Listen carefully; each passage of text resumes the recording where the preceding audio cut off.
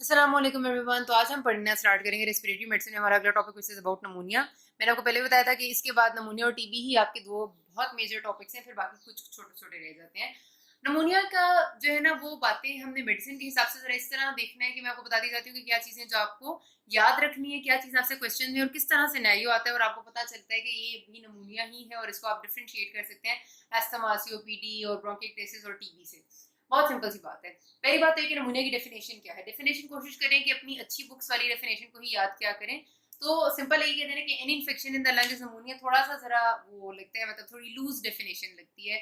अगर आप एक प्रोफेशनल है तो आप अगर ये डेफिनेशन लिखेंगे, it is an acute respiratory illness. ठीक है, एक्यूट हमेशा जरूरी है क्योंकि नमूनिया कभी भी आपको नहीं आएगा कि हम 3 महीने से हमें खांसी और हमें तेज बुखार है और हम मर रहे हैं तो अब हम डॉक्टर को दिखा रहे हैं। नमूनिया हमेशा 2-3 दिन की हिस्ट्री के साथ आता है।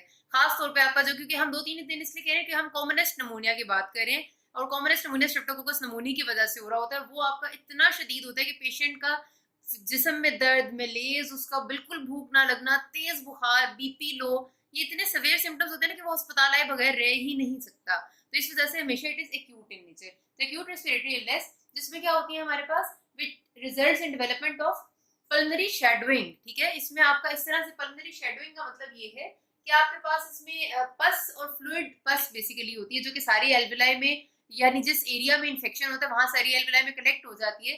जब आप एक्सरे करेंगे तो एक्सरे में नॉर्मली आपकी जितनी एयर होगी वो सारी ब्लैक नजर आएगी, लेकिन जो नमूनिया वाला एरिया होगा, यानी कि सपोज ये मेरे पास एक लंग है और नॉर्मली सारा एयर से भरा होता है, ब्लैक होता है, ये सारा एरिया जहां पर नमूनिया हुआ है तो ये आपको सारा व्हाइट नजर आएगा, which means a shadow is there. तो पल्मनरी शैडोइंग हो जाती है इसमें। दैट मे बी, जो शैडोइंग आपको नजर आएगी वो सेगमेंटल भी हो सकती है, यानी किसी एक सेगमेंट ऑफ द लंग तक रिस्ट्रिक्टेड हो सकती है। लोबार हो सकती है, किसी एक पूरा लोब को इन्वॉल्व कर सकती है। जैसे मेरे पास अगर राइट लंग की बात करें तो ये राइट लंग के ऐसे 2 लोब्स होते हैं, हो सकता है कि उसने ये पूरा वाला लोब इन्वॉल्व किया। And it can be multi lobar. Multi lobar का मतलब है एक से ज्यादा लोब्स को भी इन्वॉल्व कर सकती है। तो आप ये डेफिनेशन लिखेंगे, it is an acute respiratory illness which is characterised by development of pulmonary shadowing which can be segmental lobar और मल्टी लोबार। ठीक है, तो ज्यादा बेहतर हो जाएगा। अब हमें समझ तो आगे की जाहिर सी बात है कि ये हमारा नमूनिया में हमने पहले जिस तरह पैथो में पढ़ा था कि 2 तरह के नमूनिया होते हैं, एक लोबार होता है और एक होता है आपका जो पैची इन्फिल्ट्रेशन सेगमेंटल होता है, जिसमें हमें समझ आ जाता है कि यार ये जगह जगह जगह जगह इन्वॉल्व किया हुआ है और ये इन्फेक्शन पे सारा डिपेंड करता है। लोबार का मतलब होता है पूरा लोब इन्वॉल्व होना और पैची होता है कि पूरा लोब डिफ्यूजली इन्वॉल्व होना। ठीक है, तो ये मतलब 2 नमूनिया की टाइप्स हैं।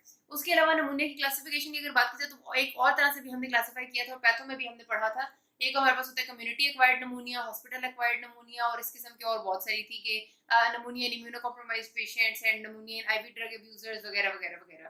तो ये भी एक क्लासिफिकेशन है। बहरहाल इतनी ज्यादा आपसे ना यहाँ पर कोई पूछेगा नहीं, आपका दिल होता है कि भविष्य देख लें, लेकिन कोई यहाँ से इसका इतना ताल्लुक ज्यादा डिटेल में नहीं पूछता। जो मेजर है ना, जो सबसे आपको पता होनी चाहिए वो है आपका एक तो कम्युनिटी एक्वायर्ड नमूनिया जिसको कैप की तरह लिखा जाता है अक्सर औकात। ठीक है, कम्युनिटी एक्वायर्ड नमूनिया सबसे कॉमन है, यानी कि जो नॉर्मली आप कम्युनिटी में होते हैं और आपको जो लग जाते हैं वो कम्युनिटी एक्वायर्ड होता है। फिर आपका हॉस्पिटल एक्वायर्ड नमूनिया जो है वो सेकंड। आपको पता होना चाहिए कि हॉस्पिटल के जो पेशेंट्स हैं जो वहाँ आईसीयूज में होते हैं, उनकी एक सबसे बड़ी कॉम्प्लिकेशन जो डेथ होने की वजह होती है वो हॉस्पिटल एक्वायर्ड नमूनिया होता है। इस वजह से इसको तो आपने बिल्कुल भी नहीं भूलना। फिर आपका होता है जो नमूनिया इन इम्यूनो कॉम्प्रोमाइज पेशेंट्स है। ये इस वजह से बहुत इंपॉर्टेंट है क्योंकि इसमें ना आपके जो मेजर पॉजिटिव ऑर्गेनिजम्स हैं वो बिल्कुल चेंज हो जाते हैं। मतलब जो हमारे कम्युनिटी एक्वायर्ड नमूनिया के मेजर पॉजिटिव ऑर्गेनिजम्स हैं वो इम्यूनो कॉम्प्रोमाइज लोगों के लिए नहीं है। इम्यूनो कॉम्प्रोमाइज बिल्कुल डिफरेंट ऑर्गेनिजम्स हैं, अपॉर्चुनिस्टिक ऑर्गेनिजम्स हैं जो आ जाते हैं। ठीक है, इम्यूनो कॉम्प्रोमाइज में आपके स्टीरॉइड्स वाले लोग हैं और वो लोग हैं जो कि इम्यूनोथेरेपी पे हैं, किसी कैंसर थेरेपी पे हैं वगैरह वगैरह। फिर आपके पास एस्पिरेशन नमूनिया भी एक नमूनिया होता है, यानी कि आपने पेशेंट कोमा में गया, उसने कुछ एस्पिरेट कर लिया, कोई कंटेंट था अपनी ही गट का कोई कंटेंट था और उसको नमूनिया हो गया, तो this is also type of नमूनिया, aspiration नमूनिया। फिर आपका होते तो और भी टाइप्स है लेकिन आपको हम इतने तक ही रखते हैं, मतलब यहाँ हमारे लिए इतने भी काफी है। हमें हमारे लिए अगर सिर्फ आपको कम्युनिटी एक्वायर्ड नमूनिया की ही डिटेल पता हो ना तो वो भी बहुत ज्यादा है, बाकी आपको सिर्फ नाम पता होना इज इनफ।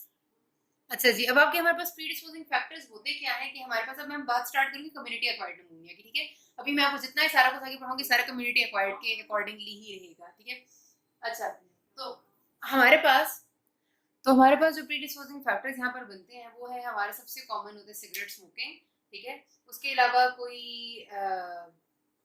सिगरेट स्मोकिंग हो गया, आपका ओल्ड एज है, अल्कोहल ड्रिंकिंग है, उसके साथ साथ आपका अपर रेस्पिरेटरी ट्रैक्ट इन्फेक्शन, यानी कि आप ये जो नमूनिया ये तो आपका लंग में इन्फेक्शन होता है, लेकिन अपर रेस्पिरेटरी ट्रैक्ट इन्फेक्शन यानी जो नॉर्मल नज़ला जुकाम है वो जिन लोगों को होता है उनमें ही अक्सर नमूनिया भी उसकी कॉम्प्लिकेशन के तौर पे हो जाता है, ठीक है।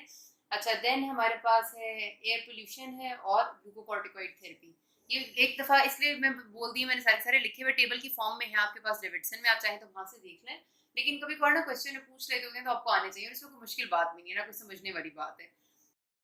अच्छा जी, तो बात आ जाती है इसके पॉजिटिव ऑर्गेनिज्म के। ऑर्गेनिज्म आपको ना लाजमी याद होने चाहिए, उसकी दो वजह है कि आपके पास डायरेक्ट एसीक्यू का पार्ट आता होता है कि what are the different positive organisms of pneumonia. उसमें आपने सारे लिखने होते हैं, 3 नंबर होते हैं इस क्वेश्चन के। बैक्टीरिया वायरसेस की 2 हेडिंग देनी है और सारे बैक्टीरिया और सारे वायरसेस लिखने हैं। एक तो ये वजह है। दूसरी वजह ये है कि आपके ना इसे फिंगर टिप्स पे ये बात होनी चाहिए कि अगर आपके पास इस ऑर्गेनिज्म का नाम लेंगे तो इसका मोस्ट कॉमन एसोसिएशन किस तरह के रिस्क फैक्टर के साथ है और किस तरह के नमूनिया के साथ है। इसकी पीछे मैं आपको साथ साथ बताती चाहती हूँ कि कौन सा ऑर्गेनिज्म है और कौन सा टाइप है। जैसे मोस्ट कॉमन की जब भी बात आती है ना तो वो स्ट्रेप्टोकोकस नमूनिया होता है, ठीक है। जब भी आपके पास और आपको नॉर्मल कम्युनिटी एक्वायर्ड नमूनिया की बात है, मोस्ट कॉमन ऑर्गेनिज्म की बात है, तो स्ट्रेप्टोकोकस नमूनिया है, ठीक है। और कोई बात जहन में नहीं आनी चाहिए। मैं रिपीट कर रही हूँ कि ये जो मैं आपको बता रही हूँ सारा बुक में भी लिखा हुआ है, दोनों बुक्स में, लेकिन आपको ये चीजें आनी चाहिए। उसके बाद आपकी जब भी आती है ना बात के एक पहले इन्फेक्शन हुआ था अपर रेस्पिरेटरी ट्रैक्ट इन्फेक्शन, और उसके बाद एक पेशेंट को जो है वो नमूनिया हो गई, या फिर एक वायरल इन्फेक्शन हुआ था, क्योंकि अपर रेस्पिरेटरी ट्रैक्ट इन्फेक्शन जो नॉर्मली हमें होता है ना, हम कहते हैं नॉर्मल जुकाम होता है जो हमें, वो अक्सर वायरल होता है। मैक्सिमम केसेस में वायरल ही होता है जुकाम, ठीक है। नॉर्मल जो आपका कॉमन कोल्ड वगैरह होता है, तो कॉमन कोल्ड के बाद सुपर सीडेड बैक्टीरियल इन्फेक्शन का हो जाना जो होता है ना, वो अक्सर स्टेफ ऑरियस होता है। इवन आप ये देख लेंगे जो पोस्ट कोविड बैक्टीरियल इन्फेक्शन है ना, क्योंकि कोविड वायरस एक दफा जब आ जाते हैं तो वो तो वायरल इन्फेक्शन करता है, उसके बाद पेशेंट्स को उसके ऊपर सुपर सीडेड बैक्टीरियल होता है, और वो जो बैक्टीरियल होता है ना पोस्ट कोविड, वो मोस्ट कॉमन स्टेफ ऑरियस है। तो वायरल इन्फेक्शन के बाद ये वाला आ जाएगा आपका। अच्छा, उसके बाद हमारे पास अगर आप कहेंगे कि बहुत एल्डरली लोगों में कोई नमूनिया कॉज कर है जो कि स्मोकर भी हैं और उन्हें सीओपीडी भी है, तो वो आपका हेमोफिलस इन्फ्लुएंजा होता है, ठीक है। एल्डरली एजेड लोगों में जिनमें प्री डिस्पोजिंग फैक्टर्स स्मोकर्स और सीओपीडी वगैरह प्रेजेंट है। और अगर आपको यंग एडल्ट्स में कोई नमूनिया कॉज करता है तो वो माइकोप्लाज्मा नमूनिया है। माइकोप्लाज्मा नमूनिया के बारे में आपने एक बात याद रखना है कि इसको एटिपिकल नमूनिया भी कहते हैं, और इसको एटिपिकल नमूनिया से जैसे कहते हैं, और इसको दूसरा नाम वॉकिंग नमूनिया भी होता है, क्योंकि इसके फीचर्स नॉर्मल नमूनिया से थोड़े से डिफरेंट होते हैं। नॉर्मल नमूनिया इन सारे ऑर्गेनिज्म जैसे किसी से भी बंदे को हो जाए ना तो उससे उठा नहीं जा रहा होता, वो बिस्तर पे पड़ा होता है, तेज बुखार में बंदा जो है भुन रहा होता है और बीपी बहुत लो होता है, जबकि माइकोप्लाज्मा नमूनिया का नमूनिया ना इतना सिवियर नहीं होता। इसको इसीलिए वॉकिंग नमूनिया कहते हैं, और वॉकिंग का मतलब है कि पेशेंट चल फिर रहा है, आराम से अपने काम पे जा रहा है, काम से आ रहा है, जबकि ये ऊपर वाले नमूनिया वाला बंदा बिल्कुल बिस्तर से हिल नहीं सक रहा होता, इतनी बुरी हालत होती है। तो ये आपका वाइवा का, आपका एमसीक्यू का क्वेश्चन है, mycoplasma is atypical, walking नमूनिया young adults को ज्यादा होता है, ठीक है। फिर आपका लिग्योनेला है। लिग्योनेला का तो नाम आपके सामने कहीं आए ना तो आपको याद आ जाना चाहिए कि ये एयर कंडीशनर के साथ एसोसिएटेड है।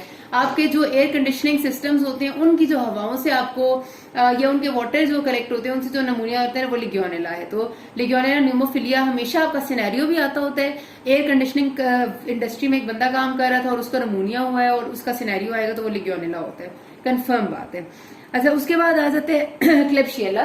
तो क्लेब्शियला का जो ताल्लुक है ना आपका वो है अल्कोहलिक्स के साथ। खासतौर पे अगर आपको कभी वो हिस्ट्री देते हैं कि एक पेशेंट क्रॉनिक अल्कोहल पीता आ रहा है और 3 दिन से उसको बहुत सवेर बुखार वगैरह है, तो फिर उसका मोस्ट प्रोबेबली जो वो क्लेब्शियला आपने लिखना है। एमसीक्यू आते हैं इन बातों में से, मैं आपको बता रही हूँ, ये वो है जो कि बहुत ज्यादा इंपॉर्टेंट है, इनको आपने बिल्कुल बिल्कुल बिल्कुल भी नहीं भूलना।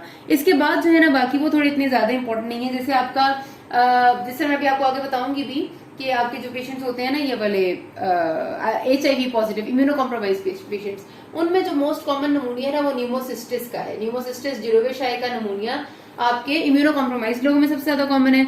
इसी तरह आपके पास जो आ जाता है बर्ड की ड्रॉपिंग्स जो आपकी होती हैं उनसे हिस्टोप्लाज्मा कैप्सुलेटम का नमूनिया लग जाता है। ये जो परिंदों की नहीं होती ड्रॉपिंग्स और बिट वगैरह होती है उससे।